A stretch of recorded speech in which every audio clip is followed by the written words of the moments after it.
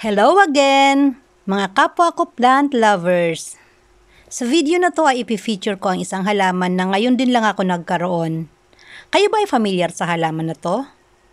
Sa totoo lang, first time ko din mag-alaga ng ganitong halaman.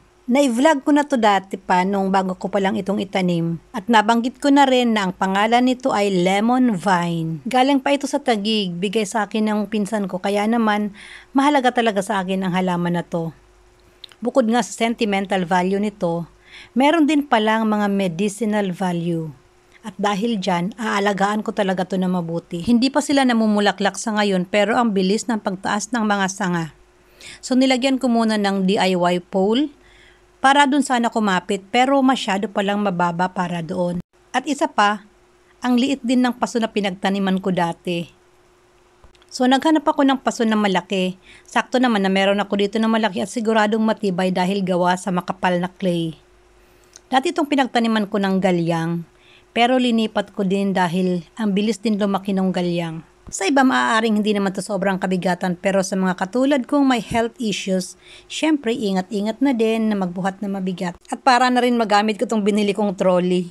Sobrang dumi na nga ng paso na to at nagbabakbak na rin yung pintura kaya nilinis ko muna bago pinturahan uli. Pinalitan ko na rin nga pala yung potting mix, nasa 80% niyan ay ipa at 20% lang ang lupa. Para na rin magaan lang buhatin kung ililipat ko yung paso.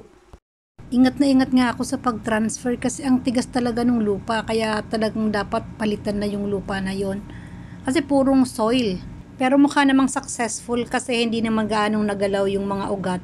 Buo pa rin yung lupa. At ito ang gagamitin kong pole or yung trellis.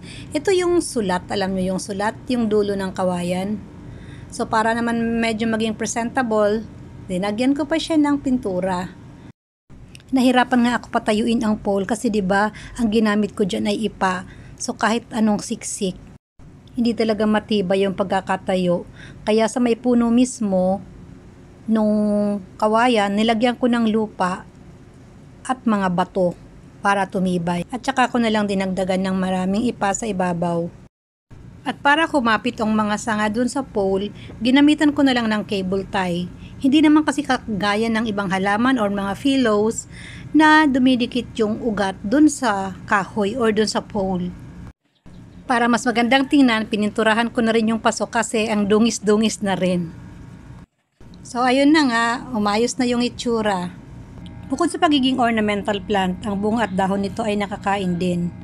Hawig sa gooseberry ang itsura ng bunga. At kagaya ng ibang lemon, ang lasa ay maasim na matamis. Ang mga dahon ay napatunayan din na magandang source of protein, iron, calcium at magnesium na mas mataas pa kaysa sa spinach at lettuce. Ginagamit din ito para sa digestive disorder, kagaya ng diarrhea, at pwede rin sa muscle damage. Ang lemon vine ay may mga common names na Barbados gooseberry, blade apple cactus, leaf cactus, and rose cactus.